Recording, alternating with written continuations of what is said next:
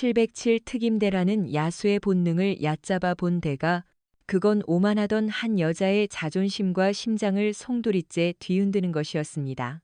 이것은 콧대 높은 미군 여장교가 차가우면서도 치명적인 한국 남자에게 완전히 압도당하고 마는 이야기입니다. 휘몰아치는 눈보라 속으로 들어가기 전 구독과 좋아요 눌러주시면 영상 제작에 큰 힘이 됩니다. 자, 시작합니다. 날카로운 금소금이 좁은 전술 훈련장을 찢어 발겼습니다. 화약 냄새, 땀 냄새, 그리고 서로를 향한 경멸이 뒤섞인 공기는 금방이라도 폭발할 것만 같았습니다. 이거나 미쳤어. 여자의 날카로운 비명이 울려 퍼졌지만 그녀를 제압한 압도적인 힘 앞에선 무력할 뿐이었습니다. 델타포스의 강철 장미라 불리며 패배를 모르던 그녀, 제시카 스털링 대위. 하지만 지금 그녀는 차가운 라커룸 철제 캐비닛에 처박힌 채 굴욕적인 자세로 제압당해 있었습니다. 그녀의 양손은 단 한 번의 간결하고도 잔혹한 동작으로 등 뒤로 꺾여 결박당해 있었죠. 언제나 도도하게 치켜들었던 그녀의 아름다운 얼굴은 고통과 수치심으로 일그러져 있었습니다. 그녀를 제압한 남자는 바로 박도진. 그는 그녀처럼 화려한 전술 장비를 걸치지도 않았습니다. 그저 탄탄한 근육이 터질 듯 드러나는 검은색 머슬핏 티셔츠와 낡은 카고 바지 차림이었습니다. 하지만 그의 눈빛, 깊은 호수의 밑바닥처럼 차갑고 어두운 그 검은 눈동자는 그녀의 목에 들이대진 칼날보다 더 서늘했습니다. 스털링 대위, 도진의 목소리는 낮고 거칠었습니다. 마치 자갈이 갈리는 듯한 그 음성이 제시카의 귓가에 닿았습니다. 그의 뜨거운 숨결이 그녀의 뒷목을 스쳤지만 그 목소리는 얼음장처럼 차가웠습니다. 방금 707의 전술에 대해 뭐라고 짓거렸지? 우리가 머리 대신 근육만 쓰는 야만인들이라고. 그래, 맞아. 제시카는 이를 악물며 발버둥 쳤지만 등 뒤에 버티고 선 남자는 마치 강철 벽처럼 미동조차 하지 않았습니다. 그 더러운 손 치워. 이건 동맹국 장교에 대한 폭행이야. 군사재판에 회부해 버릴 거야. 도진은 눈 하나 깜짝하지 않았습니다. 오히려 그녀의 손목을 더 강하게 비틀며 철제 캐비닛으로 밀어붙였습니다. 쾅 하는 소리에 주변을 지켜보던 미군 병사들조차 마른 침을 삼킬 뿐 감히 끼어들지 못했습니다. 이 한국 남자에게서 뿜어져 나오는 살기 이 맹수를 연상케 했기 때문입니다. 군사재판. 도진이 비소 섞인 목소리로 비웃었습니다. 상원 의원의 딸이라는 타이틀과 그 반짝거리는 델타포스 배지가 실전에서도 널 지켜줄 것 같나. 착각하지 마. 진짜 총알이 빗발치고 피가 튀는 저 밖에는 재판 따윈 없어. 오직 산자와 죽은 자만 있을 뿐이지. 그는 더욱 몸을 밀착시켰습니다. 그의 입술이 붉게 달아오른 제시카의 귓불에 닿을 듯 가까워졌습니다. 그리고 너처럼 오만하게 첨단 장비만 맹신하는 녀석들이 제일 먼저 죽어. 혼자 죽는 게 아니라 팀원들까지 지옥으로 끌고 가면서 말이야. 내가 감히. 제시카는 울분을 토했습니다. 똑바로 들어. 도진이 그녀의 말을 끊으며 못을 박듯 차갑게 내뱉었습니다. 이 기지 안에서야 네가 대위든 공주님이든 상관없어. 하지만 내일 작전 구역에 발을 들이는 순간 눈보라가 몰아치고 사신이 입을 벌리고 있는 그곳에선 내가 곧 규율이고 법이야. 여기선 내가 규칙이야. 비닐백에 담겨서 워싱턴으로 배달되고 싶지 않다면 그 입 다물고 내 뒤나 따라와. 도진이 거칠게 손을 놓았습니다. 제시카는 중심을 잃고 비틀거리며 캐비닛을 붙잡았습니다. 그녀는 거칠게 숨을 몰아쉬며 돌아섰습니다. 분노로 이글거리는 푸른 눈동자가 유유히 사라지는 도진의 넓은 등판을 쏘아보았습니다. 박도진, 오늘 일을 반드시 후회하게 만들어주겠어. 도진은 뒤도 돌아보지 않았습니다. 그저 귀찮다는 듯 손을 휘저을 뿐이었습니다. 닫히는 문 너머로 사라지는 그의 뒷모습을 보며 제시카는 분노로 몸을 떨었습니다. 하지만 그 분노의 밑바닥에는 알 수 없는 불길함이 스며들기 시작했습니다. 그 남자의 눈빛, 그건 마치 지옥을 보고 돌아온 자의 눈빛이었습니다. 이것은 두 사람 사이에 휘몰아칠 가혹한 운명의 서막에 불과했습니다. 24시간 후, 북부 국경, 백두산 인근 설산 지역, 작전명 사일런트 윈터 사일렌트. 이름처럼 고요하지만 치명적인 눈보라가 휘몰아치고 있었습니다. 바람 소리는 마치 악령의 울음소리 같았고 시야는 5미터 앞도 분간할 수 없었습니다. 거칠게 흔들리는 블랙호크 헬기 안. 공기는 바깥보다 더 차가웠습니다. 델타포스 최정예로 구성된 알파팀. 그리고 유일한 한국 측 고문관 박도진이 탑승해 있었습니다. 목표는 냉전 시대에 버려진 비밀 생화학 무기 연구소. 그곳에서 용병들이 치명적인 바이러스를 깨우려 하고 있었습니다. 제시카는 정교하게 튜닝된 HK-416 소총을 점검하며 곁눈질로 도진을 살폈습니다. 그는 구석에 처박혀 팔짱을 낀 채 눈을 감고 있었습니다. 무기 점검도 지도 확인도 없이 마치 시내버스를 탄 사람처럼 평온해 보였습니다. 저 미친 작자 제시카는 속으로 혀를 찼습니다. GPNBG-18 야간 투시경도 안 챙겼어. 맨눈으로 어둠을 뚫어보겠다는 거야, 뭐야? 박 고문관. 제시카가 인터컴을 통해 차갑게 명령했습니다.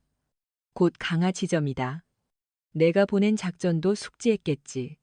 B팀 후방 지원이나 맡아. 괜한 짓 해서 대형 망치지 말고.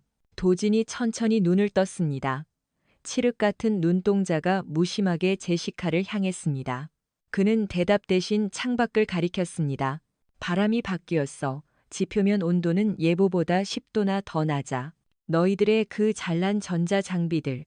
배터리 방전될 거다. 아날로그 장비 챙겨. 제시카는 코웃음을 쳤습니다. 조언 고맙네. 일기예보관 나으리. 하지만 미군 장비는 MIL 스펙 기준 영하 40도도 견뎌. 내 목숨이나 걱정하시지. 그리고 도진은 그녀의 비아냥을 무시한 채 말을 이었습니다. 내가 가진 지도는 20년 전 거야. 이 지역 지반은 불안정해.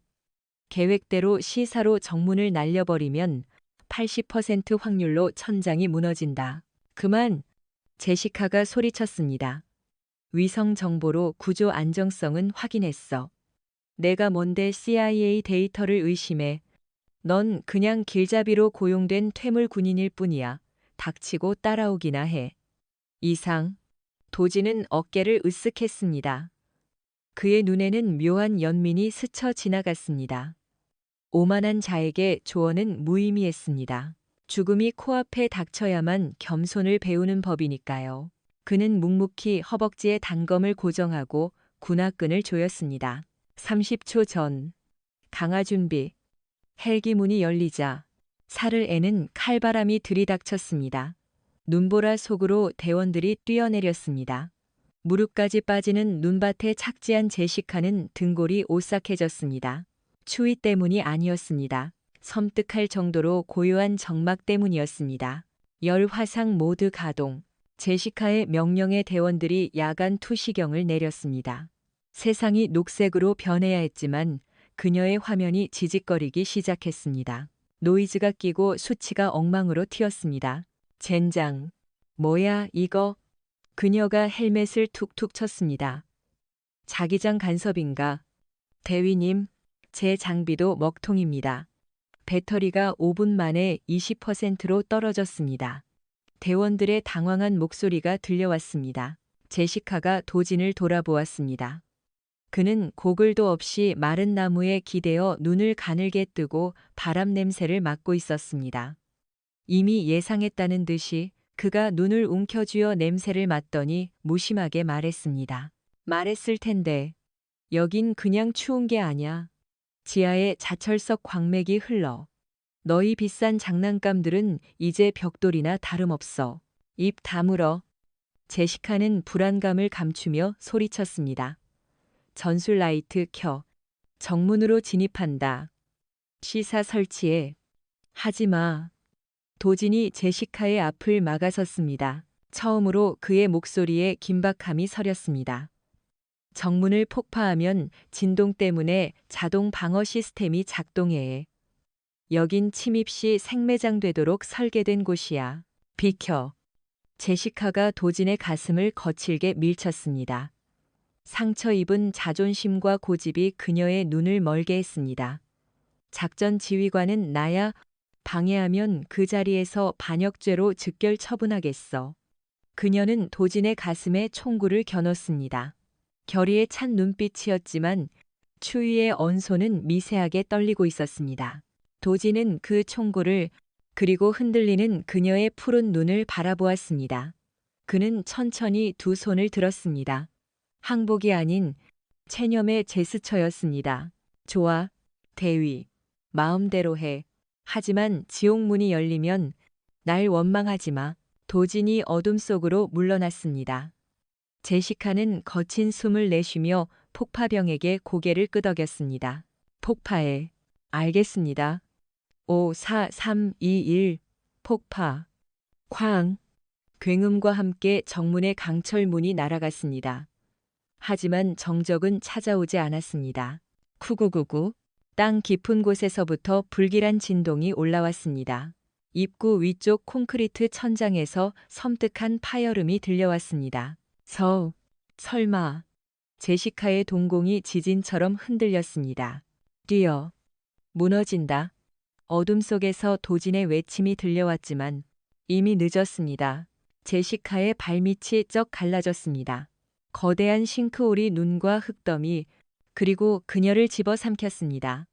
낡은 지하 구조물이 폭발의 충격을 견디지 못하고 도미노처럼 무너져 내린 것입니다. 아! 제시카는 허공으로 추락했습니다. 미끄러운 눈 때문에 아무것도 잡을 수 없었습니다. 끝없는 어둠이 그녀를 기다리고 있었습니다. 죽는다. 그 자식 말이 맞았어. 난 틀렸고 난 죽는구나. 그녀가 삶을 포기하려던 찰나. 탁. 거칠고 투박한. 그러나 불덩이처럼 뜨거운 손 하나가 그녀의 손목을 낚아챘습니다. 어깨가 빠질 듯한 충격과 함께 추락이 멈췄습니다. 그녀는 먼지와 눈보라 사이로 고개를 들었습니다. 박도진이었습니다. 그는 한 손으로 튀어나온 철근을 붙잡고 다른 한 손으로 그녀를 지탱하며 허공에 매달려 있었습니다. 이마에선 피가 흐르고 있었지만 그 칠흑 같은 눈동자만은 소름 끼칠 정도로 침착했습니다. 말했잖아. 도진이 이를 악물었습니다. 두 사람의 무게를 버티느라 팔뚝의 핏줄이 터질 듯 솟아올랐습니다. 여기선 내가 법이라고. 그리고 내 법에 내 허락 없이는 넌 죽을 수 없어. 끼릭. 도진이 잡고 있던 철근이 무게를 이기지 못하고 휘어지기 시작했습니다. 하지만 아무래도 도진이 피식, 광기 어린 미소를 지었습니다. 생사의 경계에서만 볼 수 있는 그 미소였습니다. 지름길로 가야겠군. 꽉 잡아.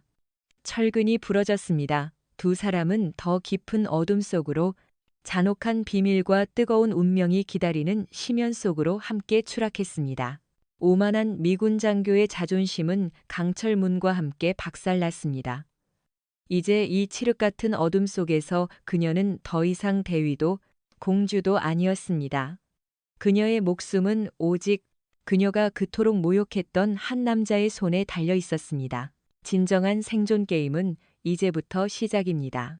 이곳의 어둠은 단순한 빛의 부재가 아니었습니다. 무게를 가진 실체였습니다. 어둠은 흉곽을 짓누르고 기도를 조이며 차가운 기름처럼 모공 속으로 파고들었습니다. 제시카는 머리가 깨질 듯한 통증과 함께 눈을 떴습니다. 온몸이 트럭에 깔린 것처럼 으스러지는 듯했습니다. 눈을 떴지만 그녀를 반기는 것은 칠흑 같은 어둠뿐이었습니다. 낡은 콘크리트의 곰팡내, 녹슨 쇠비린내, 그리고 매캐한 화약 냄새가 코를 찔렀습니다. 박도진. 그녀의 목소리는 부서져 좁은 공간에 메아리쳤습니다. 대답은 없었습니다. 갈라진 틈으로 새어 들어오는 바람 소리와 규칙적인 물방울 소리만이 사신의 카운트다운처럼 들려올 뿐이었습니다. 공포가 제시카의 이성을 잠식하기 시작했습니다. 그녀는 허공을 더듬었습니다. 손에 닿는 것은 차가운 바닥과 날카로운 돌조각들 뿐. 무전기를 켜보았지만 잡음만 들릴 뿐이었고 값비싼 야간 투시경은 이미 박살나 있었습니다. 완벽한 실명이었습니다. 누구 없어요? 제발. 콧날이 시큰해지며 울음이 터져 나오려 했습니다. 천하의 스털링 대위였지만 이 깊은 땅 속에서 그녀는 그저 길 잃은 아이에 불과했습니다. 그때 누군가의 거친 손이 뒤에서 그녀의 입을 틀어막았습니다. 읍! 조용히 해. 귓가에 낮게 깔린 목소리. 차갑지만 위험 있는 도진이었습니다. 시체 파먹는 하이에나 떼를 부를 셈이야. 제시카는 안도감에 눈물을 쏟았습니다. 등 뒤에 닿는 그의 체온만이 이 얼음 지옥에서 유일하게 따뜻한 것이었습니다. 도진이 손을 풀자 칙하는 소리와 함께 낡은 지포 라이터 불꽃이 피어올랐습니다. 일렁이는 불빛이 도진의 얼굴을 비췄습니다. 흙먼지와 말라붙은 핏자국. 하지만 제시카를 경악게 한 것은 그의 왼쪽 팔이었습니다. 기괴한 각도로 덜렁거리는 팔, 어깨 관절이 완전히 빠져 있었습니다. 팔이 제시카가 숨을 들이켰습니다. 겉보기보다 무거운 공주님을 받아낸 대가치곤 싸군. 도진은 마치 남의 팔 얘기하듯 덤덤하게 말했습니다. 거기 가만히 있어. 심약하면 보지 말고.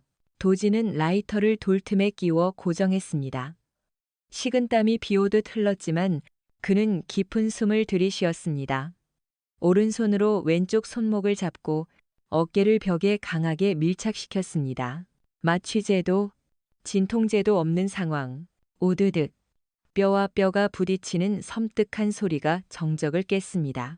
제시카는 비명을 삼키며 입을 막았습니다. 도진의 온몸 근육이 경련하듯 튀어올랐고 이가 부러질 듯 악물었지만 그는 단 한마디 신음조차 내지 않았습니다. 1초 후 그가 거친 숨을 토해내며 팔을 돌렸습니다. 제자리를 찾은 것입니다. 됐어. 그가 라이터를 집어들고 제시카의 얼굴을 비췄습니다. 그의 눈빛은 엑스레이처럼 날카로웠습니다. 골절은 없어. 타박상과 가벼운 공황장애뿐이야. 일어나. 우린 지금 지하 40m, 구식 환기 통로에 있어. 어떻게 알죠? 제시카는 후들거리는 다리로 일어섰습니다. 냄새. 도진이 짧게 답하며 돌아섰습니다. 지하 온천수의 유황 냄새와 오래된 기계유 냄새. 80년대 정비 터널이야. 날 따라와. 그리고 명심해. 내가 서면 너도 서고. 내가 엎드리면 너도 엎드려. 뛰라고 하면 뒤에서 악마가 쫓아오는 것처럼 뛰어야 해. 제시카는 앞서가는 남자의 넓은 등을 바라보았습니다. 흔들리는 불빛 속에서 그의 그림자는 마치 길을 안내하는 거대한 야수처럼 보였습니다. 오만함은 사라졌고 본능적인 복종만이 남았습니다. 살아서 나가려면 이 남자가 유일한 동아줄이었습니다. 하지만 그녀는 몰랐습니다. 눈앞의 어둠 속에는 자연의 추위뿐만 아니라 그들을 노리는 사냥꾼들의 숨소리가 도사리고 있다는 것을 말이죠. 2시간째 침묵 속에 행군이 이어졌습니다. 한기가 뼈에 사무쳤습니다. 고장난 전술 슈트는 이제 고철 덩어리에 불과했습니다. 제시카는 덜덜 떨며 이빨을 딱딱 부딪혔습니다. 갑자기 도진이 멈춰 섰습니다. 그가 주먹을 들어 올리며 정지 신호를 보냈습니다. 제시카가 무어라 물으려 했지만 도진이 실에 돌아보며 무시무시한 눈빛으로 검지를 입술에 댔습니다. 그가 라이터를 껐습니다.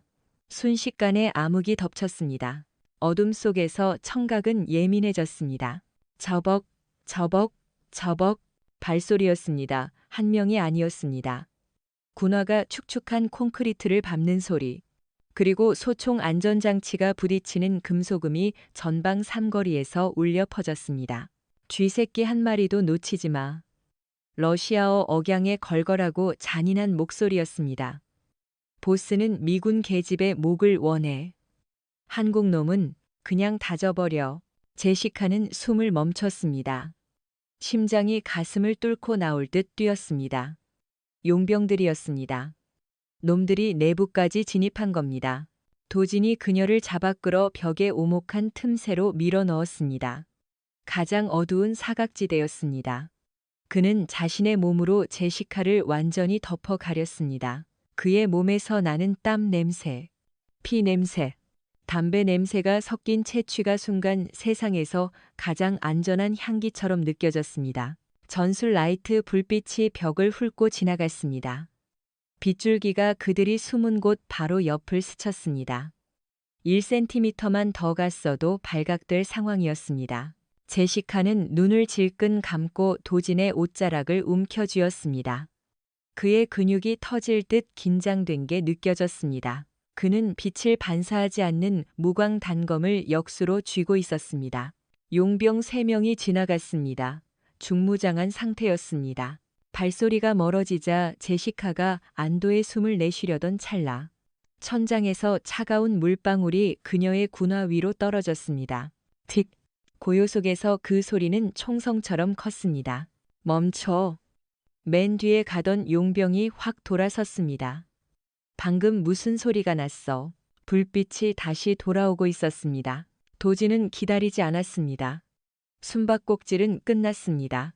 여기 꼼짝 말고 있어. 바람처럼 가벼우면서도 살기로 가득 찬 속삭임, 제시카가 반응하기도 전에 도진은 어둠 속에서 튀어나갔습니다. 달리는 게 아니라 미끄러지듯 진짜 유령, 거스처럼. 뒤를 돌아보던 용병의 눈앞에 검은 그림자가 덮쳤습니다. 비명도 지르기 전에 강철 같은 소나기가 기도를 으스러뜨렸습니다. 도진은 탄력을 이용해 단검을 방탄조끼와 목 사이 틈새에 꽂아 넣었습니다. 회전과 동시에 놈의 시체를 방패로 삼았습니다. 탕! 탕! 나머지 2놈이 발포했지만 총알은 도진이 잡고 있는 시체에 박혔습니다. 제시카는 귀를 막고 웅크렸습니다.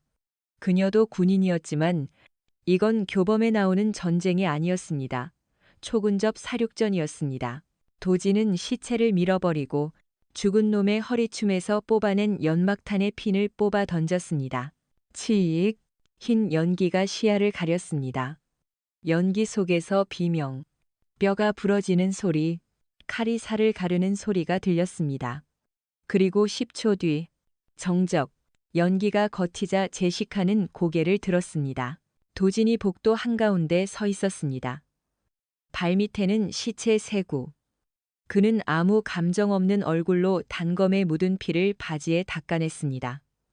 그가 돌아보았습니다. 칠흑 같던 그의 눈동자가 이제는 붉은 살기로 번들거리고 있었습니다. 일어나. 그가 피 묻은 손을 내밀었습니다. 사냥이 시작됐어. 제시카는 그 손을 바라보았습니다. 두렵지만 거부할 수 없는 마력. 그녀는 떨리는 손을 그에게 맡겼습니다. 살이 닿는 순간 전율이 흘렀습니다. 그녀는 직감했습니다. 이 순간부터 자신의 영혼은 박도진이라는 악마에게 저당 잡혔다는 것을. 하지만 이 악마가 과연 지옥의 군단을 상대로 그녀를 지켜낼 수 있을까요? 그들은 지하 깊숙한 곳으로 이동했습니다. 연구소의 구조는 미로 같았습니다. 도진은 머릿속에 지도가 있는 듯 좁은 통로와 잔해들을 넘나들었습니다. 아! 제시카가 외마디 비명을 지르며 주저앉았습니다. 도진이 즉각 반응하며 자세를 낮췄습니다. 뭐지? 다리가. 제시카가 왼쪽 허벅지를 감싸 쥐었습니다. 도진이 라이터를 켰습니다. 찢어진 전투복 사이로 붉은 피가 콸콸 쏟아져 나와 눈 덮인 바닥을 적시고 있었습니다. 아까 좁은 틈을 통과할 때 날카로운 철근 조각에 베인 것입니다. 아드레날린 때문에 몰랐던 고통이 이제야 몰려왔습니다. 상처가 깊어. 도진이 인상을 찌푸렸습니다. 그는 거칠게 그녀의 바지단을 찢었습니다. 하얀 피부와 대비되는 흉측한 상처가 드러났습니다. 견딜만해. 제시카는 센 척했지만 입술은 이미 창백했습니다. 입 다물어. 도진이 으르렁거렸습니다. 그는 자신의 벨트를 풀러 상처 위쪽을 강하게 조여 지혈했습니다. 봉합하지 않으면 출구 찾기 전에 과다출혈로 죽어. 봉합. 여기서 마취제도 없는데. 제시카가 기겁했습니다. 내 생존 키트에 바늘과 실은 있어. 마취제. 도진이 비릿하게 웃으며 나무 조각 하나를 주워 겉면을 깎아내더니 그녀에게 내밀었습니다. 이거 물어. 미쳤어. 난 짐승이 아니야. 살고 싶어. 아니면 그 고상한 자존심 지키다 죽을래? 도진은 대답도 기다리지 않고 나무 토막을 그녀의 입에 물렸습니다. 꽉 깨물어. 혀 깨물지 말고. 그는 군화 밑창에 숨겨둔 굽은 바늘과 나일론 실을 꺼내 라이터 불로 소독했습니다. 불빛에 비친 그의 눈은 외과 의사처럼 집중해 있었습니다. 아플 거야. 날 봐. 제시카는 그를 뚫어지게 쳐다보았습니다. 첫 바늘이 살을 뚫고 들어오자 그녀는 나무 토막이 부서질 정도로 이를 악물며 비명을 삼켰습니다. 눈물이 통제 불능으로 쏟아졌습니다. 뇌를 찌르는 듯한 고통이었습니다. 하지만 도진은 멈추지 않았습니다. 큰 손으로 그녀의 다리를 단단히 잡고 능숙하게 바늘을 놀렸습니다. 뜨거운 그녀의 피가 그의 손을 적셨습니다. 고통 속에서도 제시카는 기묘한 유대감을 느꼈습니다. 고통을 주는 저 손이 동시에 그녀에게 생명을 기워주고 있다는 사실이 묘하게 안도감을 주었습니다. 끝났다. 도진이 실을 끊고 휴대용 술병에 든 독주를 상처에 부어 소독했습니다. 제시카가 허리를 튕기며 기절할 듯 떨었습니다. 도진은 나무 토막을 뱉게 하고 그녀의 어깨를 감싸 안았습니다. 땀과 눈물로 범벅이 된 그녀의 얼굴을 보며 그의 눈빛이 아주 잠시 부드러워졌습니다. 투박한 엄지손가락으로 그녀의 눈물을 닦아주었습니다. 잘했어. 신병 그가 속삭였습니다. 생각보다 독종이군. 그 무뚝뚝한 칭찬이 훈장보다 더 값지게 느껴졌습니다. 그녀는 그의 가슴에 머리를 기댔습니다. 쿵쿵 뛰는 그의 심장 소리, 피 냄새와 섞인 그의 남성적인 향기가 마약처럼 그녀를 취하게 했습니다. 고마워. 그녀가 헐떡였습니다. 도진은 대답 없이 돌아앉았습니다. 업혀. 뭐라고? 내가 업고 간다. 그 다리론 못 걸어. 핏자국 남기면 놈들이 냄새 맡고 쫓아와. 제시카는 망설이다 그의 목에 팔을 감았습니다. 도진은 그녀를 깃털처럼 가볍게 일으켜 세웠습니다. 그의 등 근육이 움직일 때마다 단단함이 전해졌습니다. 차가운 어둠 속 두 사람의 심장 박동이 하나로 포개졌습니다. 하지만 이 따스함이 지하 가장 깊은 곳에서 기다리는 절대 영도의 추위를 이겨낼 수 있을까요? 도진은 제시카를 업고 붉은 비상등이 깜빡이는 긴 복도를 지났습니다. 복도 끝에는 생물학적 위험 비어 하잘 마크가 붙은 두꺼운 강철 문이 있었습니다. 다 왔어. 도진이 그녀를 구석에 내려놓았습니다. 여기가 코어거야. 놈들이 바이러스를 활성화하려면 여기로 와야 해. 그가 문틈으로 안을 살폈습니다. 거대한 중앙 통제실. 푸른 빛을 내뿜는 거대한 원통형 수조 안에서 끈적한 액체가 끓고 있었습니다. 살인 바이러스 화이트 데스. 하지만 도진의 미간을 찌푸리게 한 건 적의 숫자였습니다. 중무장한 용병 20명. 중앙 제어판 앞에는 백금발의 남자가 미친 듯이 키보드를 두드리고 있었고 그 옆에는 카운트다운 타이머가 돌아가고 있었습니다. 제기랄. 제시카가 욕을 삼켰습니다. 세르게이 볼코프. 전직 스페츠나츠 출신 무기 밀매상이야. 바이러스를 훔치려는 거야. 풀려는 거야. 둘 다 도진이 냉정하게 분석했습니다. 휴대용 가방에 바이러스를 담고 있어. 그리고 저 타이머는 증거 인멸을 위한 자폭 장치야. 0이 되면 남은 바이러스가 환기구로 방출돼 반경 100km 내의 모든 생명체가 죽어 우리 포함해서 막아야 해. 제시카가 나가려 하자 도진이 어깨를 잡았습니다. 상황 파악해. 2대 20이야. 넌 부상자고 난 팔을 방금 끼웠어. 람보 흉내낼 셈이야. 그럼 어쩌라고. 죽을 날만 기다려. 관찰해. 도진이 차분하게 말했습니다. 모든 시스템엔 약점이 있어 우두머리 늑대에게도 버릇이 있고 그가 천장을 가리켰습니다. 서버 냉각용 액화 가스 파이프였습니다. 내가 저 파이프를 터뜨리면 가스가 누출되면서 순식간에 안개를 만들고 모든 걸 얼려버릴 거야. 그게 유일한 기회야. 거리가 너무 멀어. 권총으로 저 작은 밸브를 맞추겠다고 제시카가 절망했습니다. 누가 쏜대? 도진이 비릿하게 웃으며 낚싯줄 같은 와이어를 꺼냈습니다. 내가 할 거야. 뭐? 넌 기술 전문가잖아. 저기 배전반 해킹해서 방송 시스템 장악할 수 있어. 가능해. 근데 왜? 소음을 만들어서 놈들을 흔들어 그 사이에 내가 유령이 된다. 미친 작전이 시작되었습니다. 제시카는 고통을 참으며 배전반을 해킹했습니다. 도지는 천장 구조물 위로 사라져 거미처럼 이동했습니다. 삐익! 갑자기 스피커가 찢어질 듯한 소음을 내뱉으며 가짜 경보가 울렸습니다. 경고, 방사능 누출, 긴급 대피. 용병들이 당황했습니다. 속지 마. 함정이야. 세르게이가 소리쳤습니다. 그 순간 도진이 낙하했습니다. 그는 적을 공격하는 대신 액화 가스 파이프에 몸을 날려 단검으로 밸브를 파괴했습니다. 푸슈슈 쾅. 엄청난 압력의 하얀 가스가 분출되며 방을 뒤덮었습니다. 영하의 냉기에 근처 병사들이 순식간에 얼어붙었습니다. 뛰어! 도진이 제시카를 낚아채 반대편 복도로 달렸습니다. 혼란은 줬지만 세르게이는 막지 못했습니다. 벌집을 건드린 꼴이었습니다. 총알이 뒤꿈치를 물어뜯고 세르게이의 고함이 복도를 울렸습니다. 악마를 깨웠어. 제시카가 헐떡였습니다. 좋아, 도진이 야수처럼 웃었습니다. 화난 악마는 멍청해지지. 그때 우리가 사냥한다. 하지만 퇴로가 막혔습니다. 막다른 길, 유일한 곳은 낡은 식품 냉동 창고뿐이었습니다. 들어가. 도진이 그녀를 밀어넣고 문을 잠갔습니다. 그들은 잠시 안전해졌습니다. 하지만 제시카가 방을 둘러보자 얼굴이 사색이 되었습니다.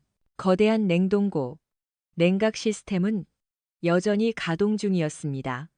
벽면 온도계는 영하 20도를 가리키고 있었고 계속 떨어지고 있었습니다. 총알을 피해 스스로 얼음 무덤 속으로 들어온 것입니다. 추위는 죽음보다 빨리 찾아왔습니다. 10분 만에 입김이 하얀 연기처럼 피어올랐습니다. 제시카의 속눈썹에 성에가 꼈습니다.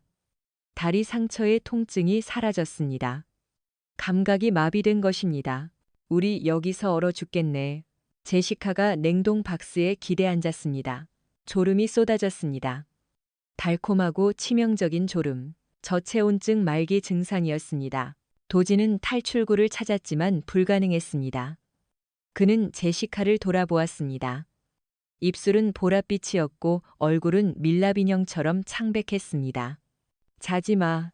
도진이 그녀의 뺨을 때렸습니다. 스털링. 눈 떠. 추워.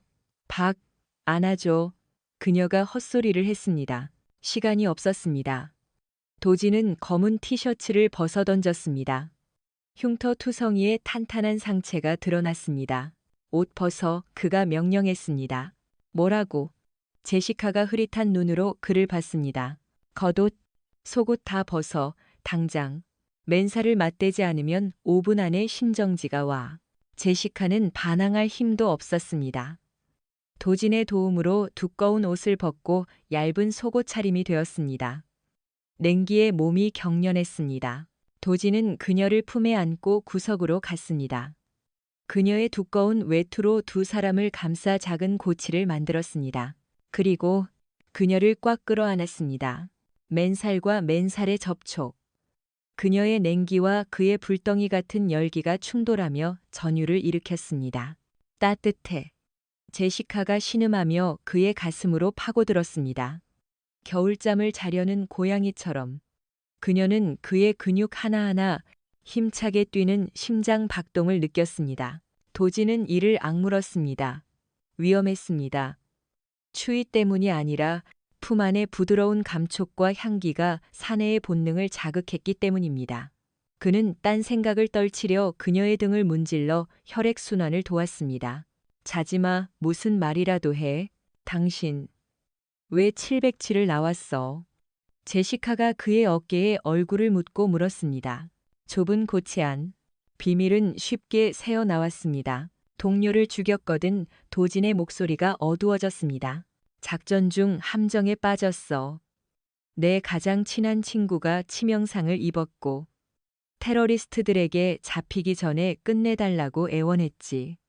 도진의 몸이 떨렸습니다. 내가 방아쇠를 당겼어. 그날 맹세했지. 멍청한 명령 따윈 듣지 않겠다고. 내가 스스로 규칙이 되겠다고. 제시카는 가슴이 아려왔습니다. 그녀의 손이 그의 심장 위 흉터를 어루만졌습니다. 미안해. 내가 다 틀렸어. 잊어버려. 도진이 더 꽉 안았습니다. 오늘 밤만 살아남아. 사과는 나중에 해. 얼음 감옥 속 상처 입은 두 영혼이 서로를 녹이고 있었습니다. 국경도 계급도 사라진 오직 생존을 위한 뜨거운 포옹. 하지만 이 온기가 문 밖에서 들려오는 드릴 소리까지 녹일 수 있을까요? 세르게이가 그들을 찾아냈습니다. 치익. 용접기 불꽃이 강철 문을 뚫고 붉은 선을 그리기 시작했습니다. 일어나. 도진이 제시카를 깨웠습니다. 휴식 끝이야. 제시카가 눈을 떴습니다. 도진의 처방 덕분에 체온이 돌아왔습니다. 황급히 옷을 입는 순간 살이 떨어지는 아쉬움이 스쳤지만 지금은 전장이었습니다. 독 안에 든 쥐꼬리인데 어떻게? 제시카가 총을 장전했습니다. 쥐도 궁지에 몰리면 고양이를 물지. 도진이 냉동고를 훑었습니다. 관찰력 기억나. 응, 천장 스프링클러. 그리고 저 박스들. 옛 장교들이 마시던 독주야. 고농도 알코올이지. 제시카가 눈을 반짝였습니다. 열압력탄 퓨엘, 에일, 익스플로시브 효과를 내겠다고. 똑똑하군. 문이 뚫리면 외부 공기가 유입돼. 그때 내부가 알코올 증기로 가득 차 있다면 불꽃 하나로 여긴 오븐이 되겠지. 제시카의 눈빛에서 두려움이 사라지고 전사의 투지가 타올랐습니다. 그들은 술병을 깨 바닥에 뿌렸습니다. 도진이 지포라이터와 천 조각으로 지연 신관을 만들었습니다. 저 고기 덩어리 뒤에 숨어 충격파를 막아줄 거야. 쾅! 문이 무너지고 먼지가 일었습니다. 들어가. 다 죽여. 세르게이의 고함. 용병들이 진입하며 술 냄새를 맡은 순간 틱! 라이터가 떨어졌습니다. 쾅! 거대한 화염구가 입구를 집어삼켰습니다. 폭발의 충격파가 적들을 날려버렸습니다. 가자. 도진이 제시카의 손을 잡고 불길을 뚫었습니다. 흔들리는 복도를 지나 그들은 중앙 환기탑으로 향했습니다. 유일한 지상 탈출구였습니다. 하지만 탑 입구에서 거대한 그림자가 앞을 막았습니다. 화상을 입어 흉측해진 세르게이였습니다. 그는 중기관총을 들고 미친 듯이 웃었습니다. 파티는 아직 안 끝났어. 커플 지옥들아. 두두두두. 총알이 콘크리트를 씹어먹었습니다. 도진이 제시카를 밀쳐 숨겼습니다. 화력이 너무 세. 뚫을 수 없어. 내가 유인할게. 제시카가 단호하게 말했습니다. 내가 작으니까 더 빨라. 내가 왼쪽으로 뛸 테니 그 틈에 뒤를 쳐. 안 돼? 너무 위험해. 날 믿어. 도진. 난 더 이상 짐덩어리 공주님이 아니야. 네가 가르쳐줬잖아. 늑대가 되는 법. 제시카가 화염 속에서 환하게 웃었습니다. 여기선 네가 법이지. 내 법은 동료를 믿는 거잖아. 그녀는 대답도 듣지 않고 뛰쳐나갔습니다. 달리면서 사격하고 지그재그로 움직이며 총알을 피했습니다.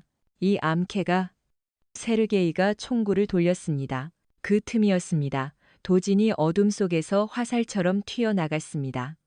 단검이 번뜩였습니다. 그가 뛰어올라 무릎으로 세르게이의 얼굴을 가격하고 어깨에 칼을 박았습니다. 크악! 세르게이가 총을 놓쳤지만 괴물 같은 힘으로 도진을 잡아 벽에 던졌습니다. 도진이 피를 토했습니다. 세르게이가 칼을 뽑아 도진을 찌르려던 순간 탕! 총성 한 발. 세르게이의 미간에 구멍이 뚫렸습니다. 거인이 쓰러졌습니다. 제시카가 연기 나는 총구를 들고 서 있었습니다. 20m 거리. 악조건 속의 완벽한 헤드샷. 상원 의원 딸한테 까불지 마라. 그녀가 총구를 불며 윙크했습니다. 도진이 헛웃음을 터뜨리며 몸을 일으켰습니다. 가자, 아직 안 끝났어. 그들은 사다리를 타고 올라갔습니다. 머리 위로 눈보라치는 밤하늘이 보였습니다. 자유였습니다. 하지만 맨홀 뚜껑에 손을 댄 순간 삐 하는 소리가 들렸습니다. 도진이 발밑을 봤습니다. 계단에 설치된 가느다란 와이어 클레이모어 지뢰였습니다. 그리고 그가 방금 그걸 밟았습니다. 움직이지 마. 도진의 목소리는 기이할 정도로 차분했습니다. 그는 지뢰의 압력판을 밟고 있는 자신의 발을 내려다 보았습니다. 내가 발을 떼면 우린 둘 다 산산조각이야. 제시카는 얼어붙었습니다. 그녀가 무릎을 꿇고 지뢰를 해체하려 손을 뻗었습니다. 소용없어. 해체 방지 회로야. 압력을 유지하는 것 말고는 방법이 없어. 그럼 어떻게? 내가 무거운 걸 찾아볼게. 제시카가 좁은 철제 계단을 둘러봤지만 아무것도 없었습니다. 제시카, 도진이 그녀의 이름을 불렀습니다. 처음으로 들려주는 부드러운 음성이었습니다. 내 말 들어. 넌 먼저 올라가. 가서 구조 요청을 하든 무거운 돌을 가져오든 해. 거짓말. 제시카가 울먹이며 그를 노려봤습니다. 혼자 남으려는 거잖아. 날 살리고 죽으려는 거지. 난 용병이야. 널 지키라고 돈 받았어.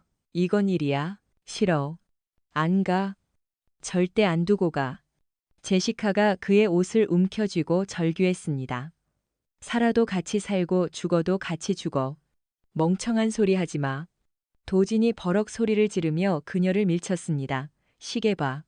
기지 자폭 시스템 가동 5분 전이야. 지금 안 가면 우린 바이러스랑 같이 생매장 당해. 내 팀원들의 희생을 개죽음으로 만들 셈이야. 그 말은 비수처럼 제시카의 가슴을 찔렀습니다. 그가 옳다는 걸 알았습니다. 하지만 심장이 뜯겨나가는 것 같았습니다. 가. 도진이 으르렁거렸습니다. 눈에서 불꽃이 튀었습니다. 살아남아. 이게 내 마지막 명령이야. 제시카는 입술을 깨물어 피가 맺혔습니다.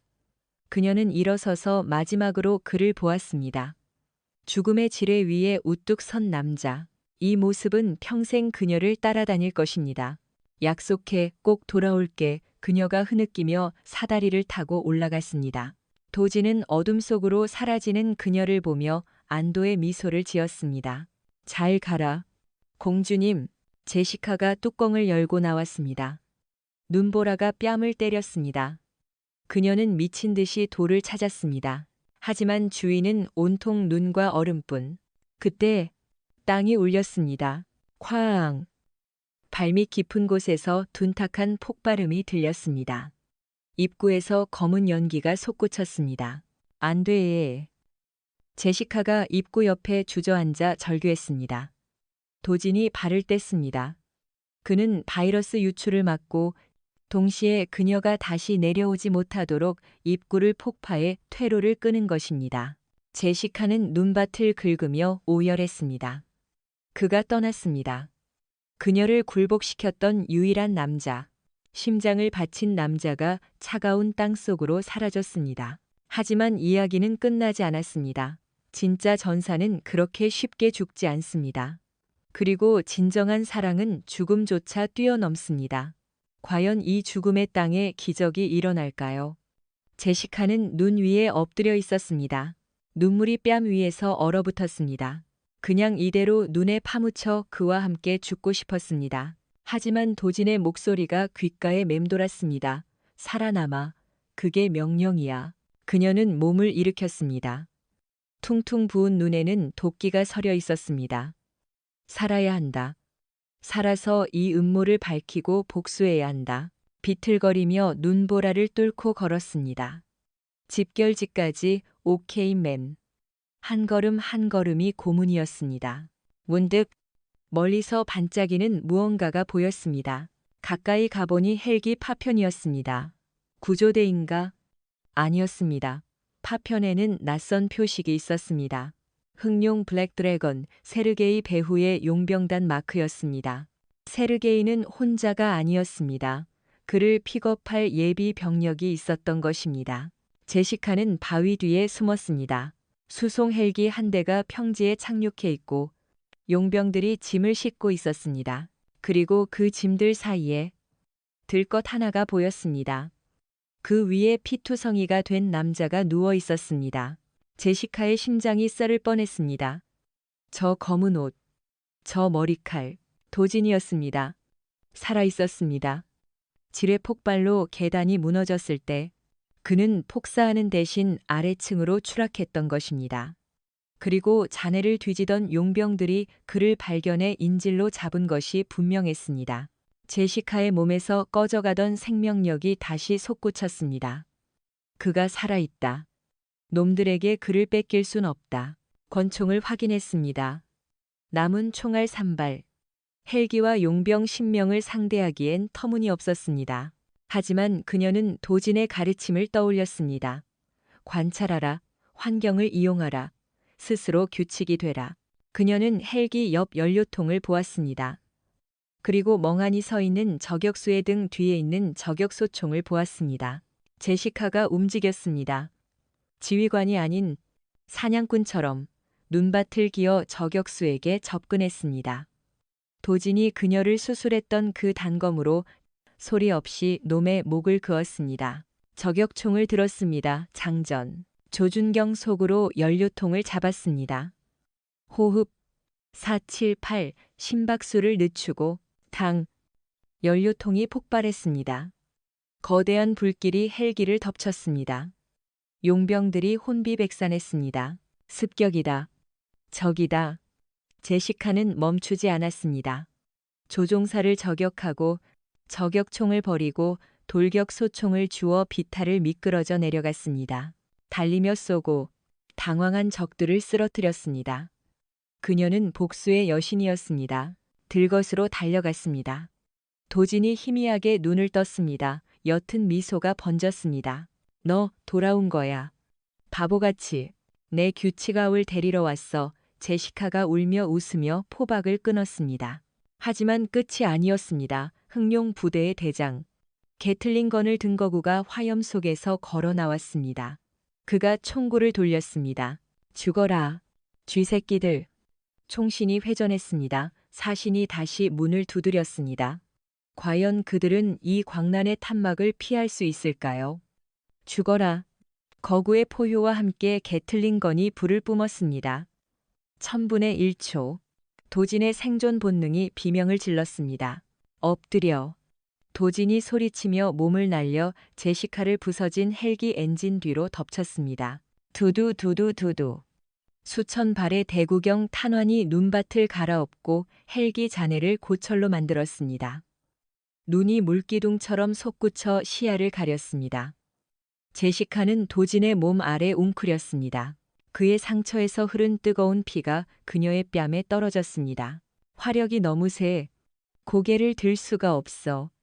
도진이 틈새로 살폈습니다.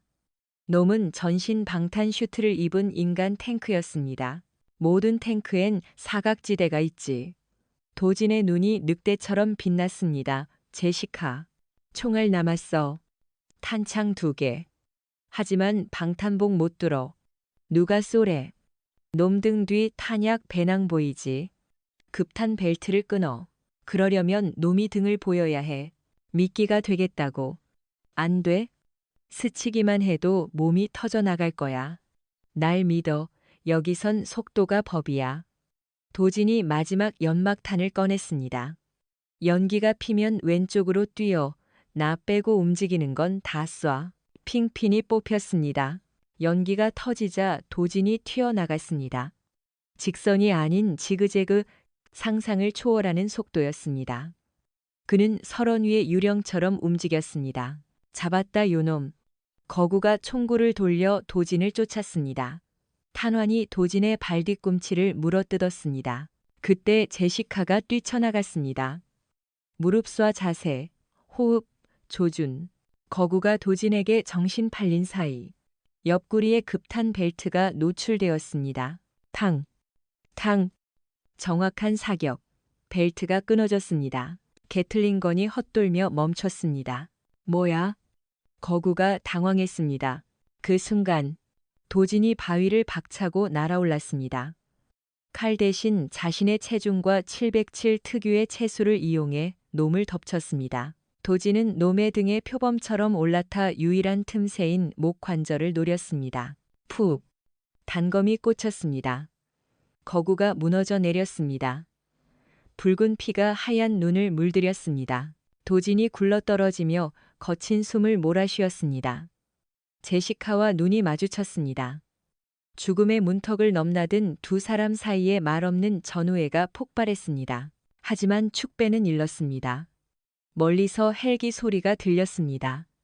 흑룡 문양이 찍힌 공격 헬기 세대가 다가오고 있었습니다. 너무 많아. 제시카가 절망했습니다. 저기 봐. 도진이 용병들이 남긴 스노모빌을 가리켰습니다. 우리의 탈출구야. 다. 꽉 잡아. 스노모빌이 굉음을 내며 질주했습니다. 하늘에선 미사일이 쏟아지기 시작했습니다. 죽음의 추격전. 이번엔 정말 퇴로가 없었습니다. 칼바람이 얼굴을 때렸지만 제시카는 도진의 허리를 놓지 않았습니다. 도진은 신기에 가까운 운전 솜씨로 협곡을 누볐습니다. 뒤에선 헬기들이 로켓을 퍼부었습니다. 과앙. 숙여. 도진이 급커브를 틀었습니다. 폭발의 충격으로 스노모빌이 공중에 떴다 내려앉았습니다. 내가 쏠게. 제시카가 몸을 돌려 사격했습니다. 꼬리날개. 거기가 약점이야. 제시카가 눈을 가늘게 떴습니다. 선두 헬기가 낮게 날고 있었습니다. 치명적 실수. 타탕. 탄환이 꼬리날개 축을 박살냈습니다. 헬기가 빙글빙글 돌다 절벽에 충돌해 폭발했습니다. 맞췄어. 하지만 기쁨도 잠시. 아픈 막다른 길. 수백 미터 절벽 아래 빙하수가 흐르고 있었습니다. 길이 없어. 도진, 멈춰. 도진은 오히려 속도를 높였습니다. 미쳤어. 떨어져 죽는다고. 선택권 없어. 도진이 소리쳤습니다. 남으면 죽고 뛰면 반반이야. 선택해. 미치광이. 그래. 넌 미치광이를 사랑하고 있지. 그 말에 제시카의 심장이 탐을 뻔했습니다. 꽉 잡아. 놈들이 상상도 못할 길을 만든다. 도진이 조명탄 권총을 꺼내 적들 머리 위. 만년설이 쌓인 삼봉우리를 겨눴습니다. 1타이피. 피유웅. 조명탄이 산 정상에 박혔습니다. 고열이 얼음을 녹이자 산이 울부짖었습니다. 쿠구구구. 눈사태였습니다. 수백만 톤의 눈이 쏟아져 내렸습니다.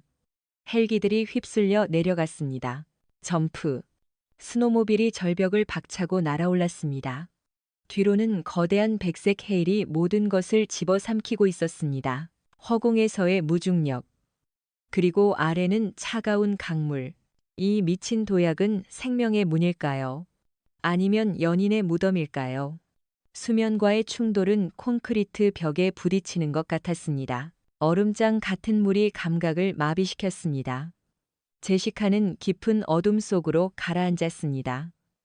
의식이 흐려졌습니다. 이렇게 끝인가? 그때 누군가 그녀의 멱살을 잡고 끌어올렸습니다. 도진이었습니다. 그는 만신창이가 된 몸으로 그녀를 놓지 않았습니다. 푸하. 물 밖으로 나온 두 사람은 급류에 휩쓸려 떠내려갔습니다. 손 놓지 마. 도진이 유빙 떠다니는 얼음을 향해 헤엄쳤습니다. 올라가. 그는 마지막 힘을 짜내 제시카를 얼음 위로 밀어 올렸습니다. 하지만 정작 자신은 힘이 빠져 미끄러졌습니다. 도진. 제시카가 비명을 지르며 그의 손을 잡고 끌어올렸습니다. 두 사람은 유빙 위에 쓰러졌습니다. 눈이 그들을 덮었습니다. 도진이 피를 토했습니다. 내장이 파열된 듯 입술이 보랏빛이었습니다. 괜찮아. 제시카가 울며 그를 흔들었습니다. 아직 안 죽었어. 도진이 힘겹게 웃었습니다. 비싼 옷 다 버려서. 미안하네. 바보. 지금 그게 문제야. 제시카가 맥박을 확인했습니다. 너무 약했습니다. 저체온증이 오고 있었습니다. 허허벌판. 식량도 불도 없었습니다. 천하무적 박도진이 죽어가고 있었습니다. 하지만 그의 눈빛은 여전히 그녀를 걱정하고 있었습니다. 사랑. 그것은 뼛속 깊이 새겨진 감정이었습니다. 절대 안 보내. 내 명예를 걸고 당신을 살릴 거야. 제시카는 젖은 옷을 벗어던졌습니다. 도진의 옷도 벗겼습니다. 그녀는 그를 끌어안고 자신의 체온으로 그를 덮였습니다. 그의 이마에 입술에 키스하며 생명을 불어넣었습니다. 가지마. 도진, 제발. 혼미한 의식 속에서 도진은 그 온기를 느꼈습니다. 지옥에서 그를 끌어당기는 봄의 햇살 같았습니다. 제시카. 유빙은 두 연인을 태우고 정처 없이 흘러갔습니다. 이 강은 그들을 삶으로 데려다 줄까요? 아니면 사랑의 무덤이 될까요? 시간은 고통스러운 호흡으로 측정되었습니다. 동이 트고 햇살이 비쳤습니다. 유빙이 자갈밭에 걸렸습니다. 제시카가 눈을 떴습니다. 도진을 확인했습니다. 숨이 붙어 있었습니다. 미약하지만 체온이 돌아왔습니다. 신이시여. 멀리서 연기가 보였습니다. 마을이나 초소 같았습니다. 희망이었습니다. 그녀는 옷을 찢어 도진을 응급처치하고 그를 끌기 시작했습니다. 손이 찢어지고 무릎에서 피가 났지만 멈추지 않았습니다. 여기선 내가 법이야. 그녀는 그의 말을 주문처럼 외웠습니다. 내 법은 당신이 사는 거야. 2시간의 사투 끝에 헬기 소리가 들렸습니다. 구조 헬기였습니다. 제시카의 시계에서 나온 구조 신호를 잡은 것입니다. 여기요. 여기. 구조대가 내려왔습니다. 생존자 확인. 위독함. 이 사람 먼저.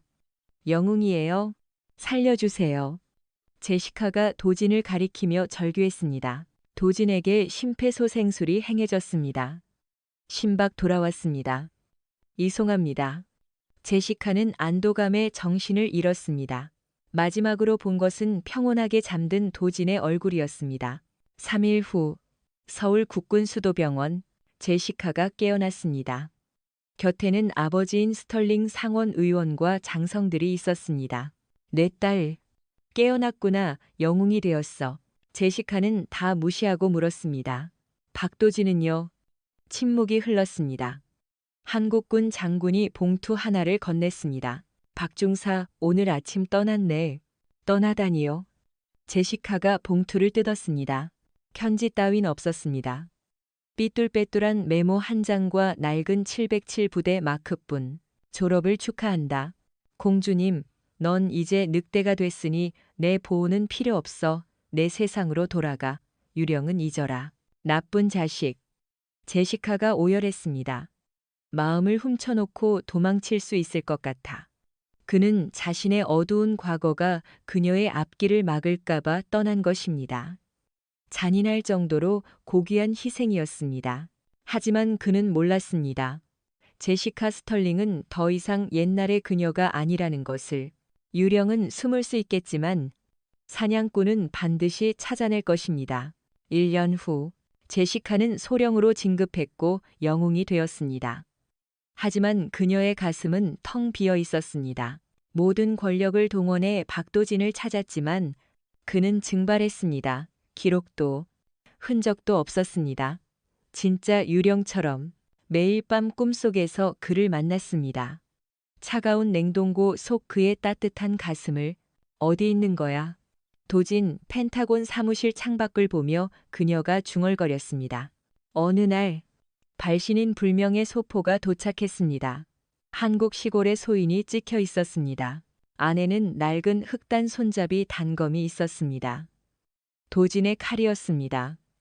그녀를 수술하고 지켜줬던 그 칼, 그리고 사진 한 장. 바다가 보이는 언덕 위 작은 오두막 뒤에는 짧은 글귀가 있었습니다. 이곳의 바람은 그날처럼 차갑지 않아. 제시카의 심장이 뛰었습니다. 이건 작별 인사가 아니었습니다. 초대장이었습니다. 그녀가 모든 걸 버리고 올 용기가 있는지 묻는. 제시카는 소령 계급장을 떼어 책상에 올렸습니다. 칼을 쥐고 환하게 웃었습니다. 전용기 준비해. 무기한 휴가야. 어디로 가십니까? 내 법 라울 찾으러. 그녀는 잃어버린 반쪽을 찾으러 떠났습니다. 총성 없는 하지만 가장 용기가 필요한 여정이었습니다. 제주도 갈대숲 언덕 위 바다가 내려다 보이는 오두막 남자가 장작을 패고 있었습니다. 흰 셔츠 소매를 걷어붙인 팔에는 흉터가 희미하게 남아 있었지만 도끼질은 여전히 힘찼습니다. 박도진 707의 유령은 평화로워 보였습니다. 하지만 눈에는 그리움이 서려 있었습니다. 그가 손을 멈췄습니다. 바람 소리 사이로 다른 소리가 들렸습니다. 또각또각 자갈길을 밟는 하이힐 소리, 당당하고 자신감 넘치는 발걸음. 도진이 돌아봤습니다. 울타리 너머 금발의 여인이 서 있었습니다. 바람에 머리칼이 날리고 푸른 눈에는 바다 같은 깊은 감정이 담겨 있었습니다. 제시카, 시간이 멈췄습니다. 숨바꼭질 참 잘하네. 제시카가 먼저 입을 열었습니다. 목소리가 떨렸습니다. 비행기 참 꽤나 들었어. 도진이 미소 지었습니다. 차가움은 사라지고 봄햇살 같은 미소였습니다. 공주님이 이런 시골 구석까지 알 줄은 몰랐는데.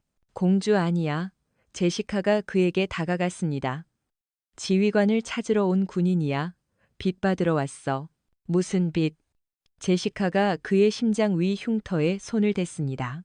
그 지하 감옥에서 내 제일 소중한 걸 훔쳐갔잖아. 아직 안 돌려줬어. 도진이 그녀의 손을 잡고 자신의 뺨에 댔습니다.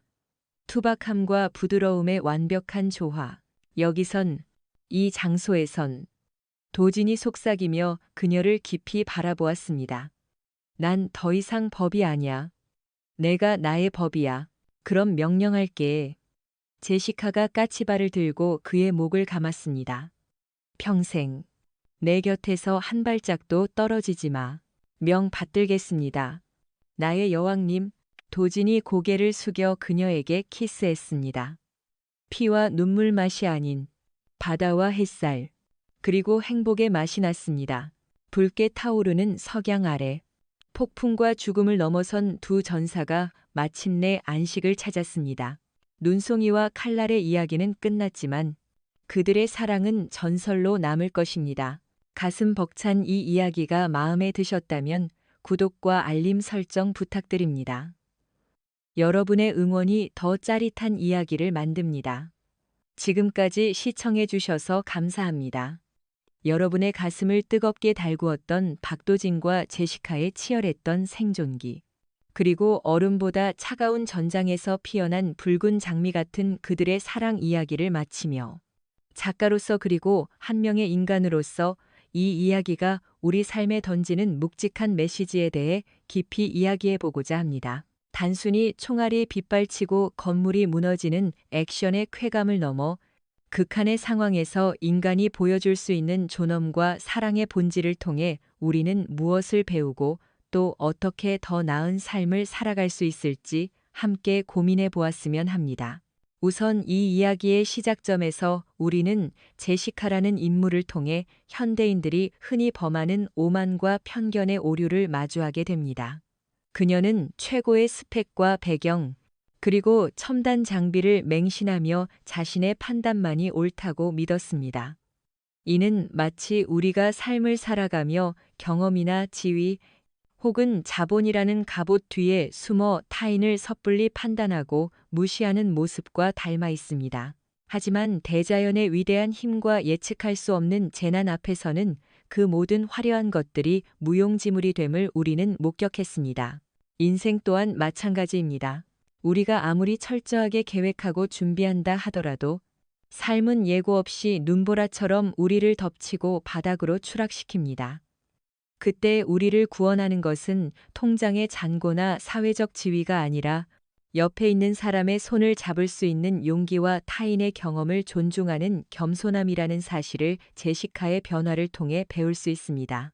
그녀가 자신의 오만을 내려놓고 도진의 투박한 손을 잡았을 때 비로소 생존의 문이 열렸듯 우리 역시 삶의 위기 앞에서 알량한 자존심을 버리고 주변의 도움을 받아들이는 유연함을 가져야 함을 깨닫습니다. 또한 박도진이라는 인물은 상처 입은 치유자의 전형을 보여줍니다. 그는 과거 동료를 잃은 트라우마로 인해 스스로를 고립시키고 감정을 죽인 채 살아왔습니다. 하지만 아이러니하게도 타인 제시카를 살려야 한다는 절박한 상황이 그를 다시금 세상 밖으로 끌어내고 자신의 상처를 마주하게 만들었습니다. 우리는 살면서 누구나 크고 작은 상처를 입고 마음의 문을 닫아 걸곤 합니다.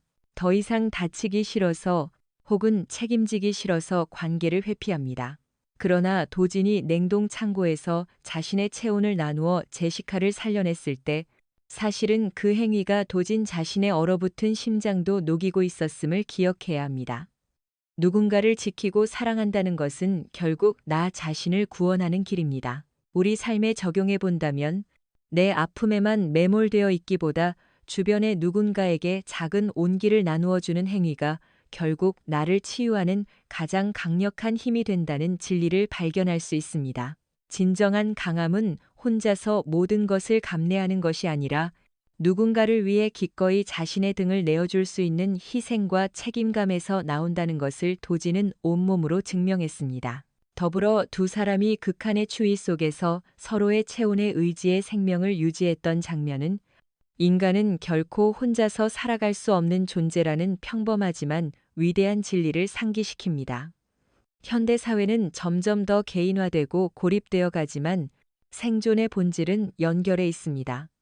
물리적인 추위뿐만 아니라 인생의 시련이라는 한파가 몰아칠 때 우리를 죽지 않게 하는 것은 거창한 해결책이 아니라 내가 여기 있어, 살아남아 라고 말해주는 누군가의 따뜻한 말 한마디와 체온입니다. 제시카가 도진을 위해 다시 지옥 같은 전장으로 돌아갔던 것처럼, 그리고 도진이 그녀를 살리기 위해 자신의 발을 지뢰 위에 올려놓았던 것처럼 사랑과 신뢰는 계산기를 두드려 나오는 이익이 아니라 상대를 위해 나를 던지는 무모함 속에 존재합니다. 우리는 이 이야기를 통해 계산적인 관계가 아닌 진심으로 서로의 생명을 지탱해주는 깊은 관계의 소중함을 다시금 느껴야 합니다. 이야기의 후반부. 도진이 떠나고 제시카가 그를 찾아 헤매는 과정은 성장에 대한 은유입니다. 도진의 보호 아래 있었던 제시카는 이제 스스로 늑대가 되어 자신의 운명을 개척해 나갑니다. 누군가에게 의지하는 것에서 멈추지 않고 스스로 강해져서 그 사람과 대등하게 마주서는 것. 이것이 건강한 사랑이자 성숙한 삶의 태도일 것입니다.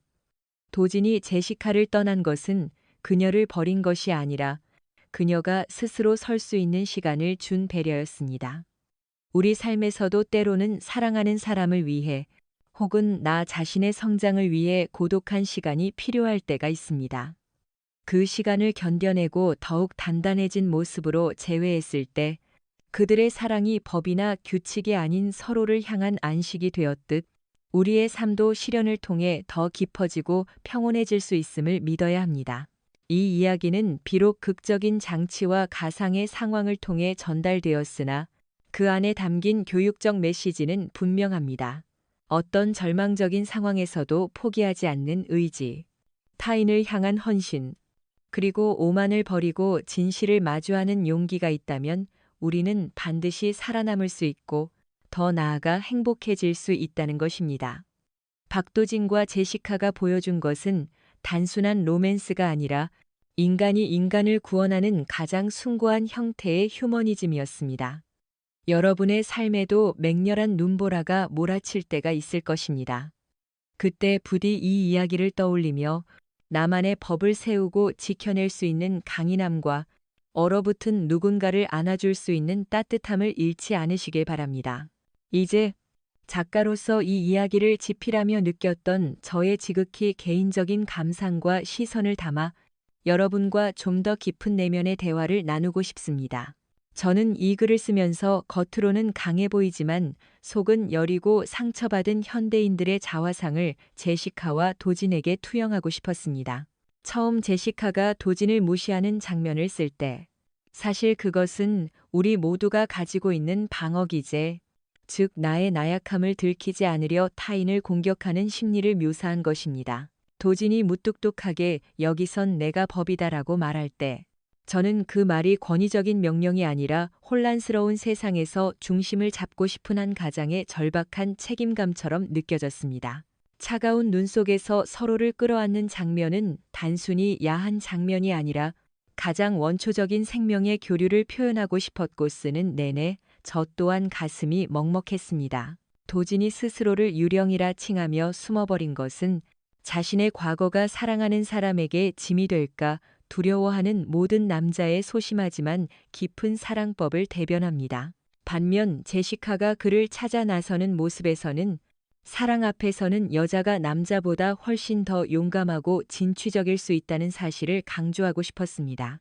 폭발하는 기지에서 탈출하는 액션씬을 쓸 때는 우리 인생의 문제들도 저렇게 시원하게 터뜨리고 도망칠 수 있다면 얼마나 좋을까 하는 대리 만족을 느꼈습니다. 상처를 꿰매는 장면에서 도진의 투박한 손길은 때로는 위로의 말보다 거칠지만 실질적인 도움 하나가 사람을 살린다는 제 신념을 담았습니다. 세르게이라는 악당은 우리 삶을 위협하는 질병이나 해고, 파산 같은 통제 불가능한 재난을 상징화한 존재입니다. 그 재난을 이기는 방법이 혼자만의 영웅적 행동이 아니라 두 사람의 협력이라는 점이 이 이야기의 핵심입니다. 저는 도진이 첼로 케이스를 무기로 쓰는 장면을 가장 좋아하는데 그것은 평화음화를 지키기 위해 때로는 무력이 필요하다는 역설을 보여주고 싶었기 때문입니다. 제시카가 드론으로 도진을 돕는 것은 각자의 위치에서 자신이 잘하는 것으로 서로를 보완하는 것이 진정한 파트너십임을 말하고 싶었습니다. 눈사태를 일으켜 적을 쓸어버리는 장면은 때로는 나를 죽일 수도 있는 위험눈을 이용해 위기를 극복하는 이열치열의 지혜를 담았습니다. 강물에 떠내려가는 유빙 위의 두 사람은 불확실한 미래라는 강물 위에 떠 있는 우리네 인생 같아서 쓸쓸하면서도 아름다웠습니다. 마지막 재회 장소를 제주도로 정한 이유는 치열한 전투의 실 끝에 우리 모두가 꿈꾸는 안식처가 하나쯤은 있었으면 하는 바람 때문입니다. 도진이 장작을 패는 모습은 그가 이제 전쟁의 도구가 아니라 생활인으로서 살아가고 있음을 보여주는 장치입니다. 제시카가 빚 받으러 왔다라고 말할 때 사랑은 주고받는 거래가 아니라 서로에게 영원히 갚지 못할 마음의 빚을 지는 것임을 표현했습니다. 두 사람의 해피엔딩은 판타지일 수 있지만 그 판타지가 있기에 우리가 현실을 견딜 수 있는 힘을 얻는다고 믿습니다. 이 이야기는 결국 사람이 사람에게 기적이 될 수 있다는 믿음에서 출발했습니다. 차가운 기계 문명과 계산적인 관계 속에서 체온을 나누는 아날로그적 사랑의 위대함을 다시 환기하고 싶었습니다. 도진의 흉터는 부끄러운 과거가 아니라 살아남았다는 훈장이며 우리 몸과 마음의 흉터 또한 그렇습니다. 제시카의 오만함이 무너지고 진정한 자아가 드러나는 과정은 우리 모두가 겪어야 할 성장의 통과 의례입니다. 결국 이 이야기는 남녀의 로맨스를 넘어 자기 자신을 찾아가는 여정이기도 합니다. 저는 여러분이 이 이야기 속에서 자신만의 도진을 찾거나 혹은 누군가의 도진이 되어주기를 간절히 바랍니다. 마지막으로 글을 쓰는 내내 저 또한 도진과 제시카에게 위로받았음을 고백하며 이 따스함이 여러분에게도 전해지기를 소망합니다. 이 긴 이야기를 끝까지 들어주신 여러분. 우리의 삶도 때로는 눈보라치는 설원 같고 때로는 앞이 보이지 않는 캄캄한 지하 터널 같을 때가 있습니다. 하지만 박도진과 제시카가 그랬듯 포기하지 않고 서로의 손을 잡는다면 반드시 출구는 존재합니다. 오늘 하루 여러분의 곁에 있는 소중한 사람에게 살아줘서 고맙다는 따뜻한 말 한마디 건네보는 건 어떨까요? 이 이야기가 여러분의 가슴 속에 작은 불씨가 되어 힘든 세상살이를 버티게 하는 따뜻한 위로가 되었기를 진심으로 바랍니다. 이야기는 여기서 끝나지만 여러분의 삶이라는 멋진 드라마는 이제부터가 진짜 시작입니다. 더 감동적이고 가치 있는 이야기로 다시 찾아오겠습니다. 그때까지 모두 건강하시고 행복하십시오. 여러분의 구독과 좋아요는 제가 더 좋은 이야기를 창작하는 데 큰 힘이 됩니다. 감사합니다.